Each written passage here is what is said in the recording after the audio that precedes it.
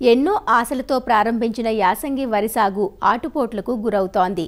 నిన్న మొన్నటిదాకా అధిక చలితో పెరుగుదల అంతంత మాత్రంగా ఉన్న పొలాలు ఇప్పుడిప్పుడే తిప్పుకుంటున్నాయి. ఈలోపే మేమున్నామంటూ పొలంపై దాడి చేస్తున్నాయి చీడ పురుగులు. ముఖ్యంగా కాండం తొలుచు పురుగు, సుడిదోమ పురుగుల నష్టం ఈ యాసంగి వరిలో ఎక్కువగా కనిపిస్తోంది. ఈ పురుగుల నివారణకు సమగ్ర సస్యరక్షణ చర్యలు పాటించడం తప్పనిసరి. యాసంగి వరిలో కాండం తొలుచు పురుగు, సుడిదోమ నివారణకు పాటించాల్సిన సమగ్ర యాజమాన్యం గురించి తెలియజేస్తున్నారు ప్రొఫెసర్ జయశంకర్, తెలంగాణ రాష్ట్ర వ్యవసాయ విశ్వవిద్యాలయం వరంగల్ ప్రాంతీయ వ్యవసాయ పరిశోధనా స్థానం శాస్త్రవేత్త డాక్టర్ ఆర్ శ్రవణ్ కుమార్. ముఖ్యంగా యాసంగి వరికి సంబంధించి కొన్ని ప్రధానమైన పురుగులు ఎక్కువ మొత్తంలో ఆశించి నష్టం చేస్తాయి. వాటిలో ముఖ్యమైనవి కాండం తొలిచే పురుగు, సుడిదోమ. వీటిలో ప్రధానంగా చూసినట్లయితే కాండం తొలిచే పురుగు అనేది చాలా కీలక పాత్ర వహిస్తుంది. ఈ యొక్క కాండం తొలిచే పురుగును మనం చాలా చోట్ల మొగి పురుగు అని కూడా పిలుస్తూ ఉంటారు. ఇది వర్షాకాలం పంటలకు అట్లాగే యాసంగి పంటలో రెండు పంటల్లో కూడా వరి పంటను ఆశించి నష్టం చేస్తుంది. ఇది వివిధ దశల్లో పంటను ఆశించి నష్టం చేస్తుంది. ముఖ్యంగా మనకి నారుమడిలో ఆశించినట్లయితే నారు మొత్తం కూడా చనిపోవడం అనేది జరుగుతుంది. పిలక దశలో ఆశించినప్పుడు మనకి మౌలు చనిపోవడం జరుగుతుంది. అట్లాగే మనకి పూత దశలో ఆశించినట్లయితే తెల్ల కంకులు అనేది ఏర్పడతాయి. వీటికి సంబంధించి గమనించినట్లయితే ఈ యొక్క కాండం తొలిచే పురుగు లేదా మొగి పురుగు యొక్క తల్లి రెక్కల పురుగులు ఆకు కొనల మీద, కాండం మీద గుంపులుగా గుడ్లు పెట్టడం జరుగుతుంది. వాటిని గోధుమ రంగు మనకి వెంట్రుకలతో కప్పి వేస్తుంది. వీటి నుంచి వచ్చిన మనకి పిల్ల పురుగులు తొలి దశలో ఆకుల మీద గోకి తినడం జరుగుతుంది.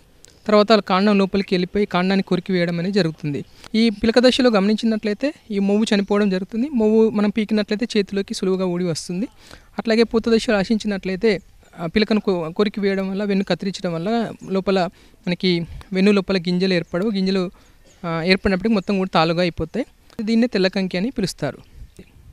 సో దీని యాజమాన్యానికి సంబంధించి ముఖ్యంగా అంతకుముందు పంటను మనకి పంట అవశేషాలు లేకుండా పూర్తిగా మనము లోతు దుక్కులు అనేది చేసుకోవడం చాలా ముఖ్యమైనది.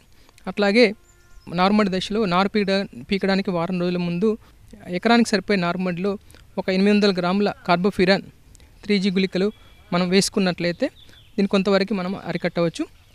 మనం నాటు వేసుకున్న తర్వాత పిలక దశలో ఎకరానికి 10 కిలోల చొప్పున కార్బోఫిరాన్ 3G గుళికలు కానీ, లేదా కార్టాబైటోక్లోరైడ్ గుళికలు 8 కిలోలు ఎకరానికి కానీ, లేదా క్లోరంటా నిలుపురు అనే గుళికలు ఎకరానికి 4 కిలోల చొప్పున మనము బురద పదంలో వేసుకున్నట్లయితే కాండం తొలిచే పురుగును అరికట్టవచ్చు.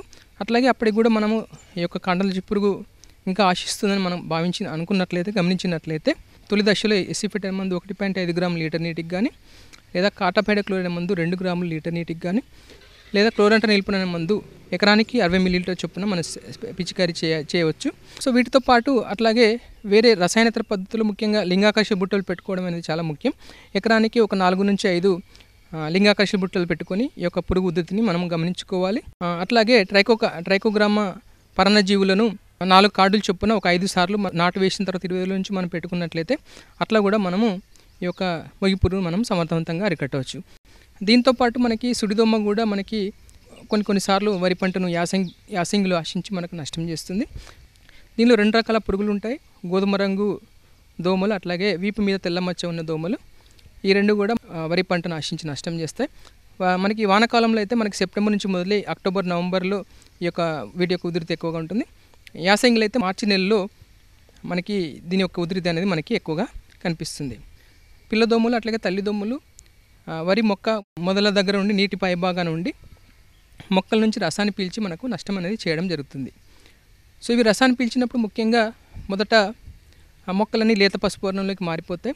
తర్వాత ఉధృతి ఎక్కువయ్యే కొద్దీ పంట మొత్తం కూడా వలయాకారంలో సుడుగా ఎండిపోవడం అనేది మనకు కనిపిస్తుంది. దీన్నే దోమపోటు అని కూడా పిలుస్తారు.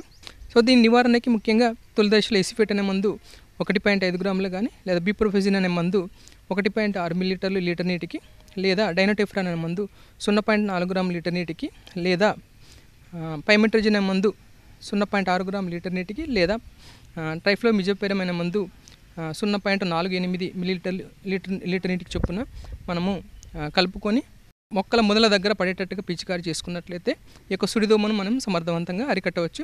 అట్లాగే వీటితో పాటు నత్రజని ఎరువులను సిఫారసు మేరకే వాడుకోవాలి. అట్లాగే పొలంలో మనకి ప్రతి 2 మీటర్లకి 20 సెంటీమీటర్ల చొప్పున ఖాళీ బాటలు తీసుకోవాలి. ముఖ్యంగా నత్రజని ఎరువులు మాత్రం సిఫారసు మేరకే మనం వాడుకున్నట్లయితే మనం దీన్ని సమర్థవంతంగా అరికట్టవచ్చు.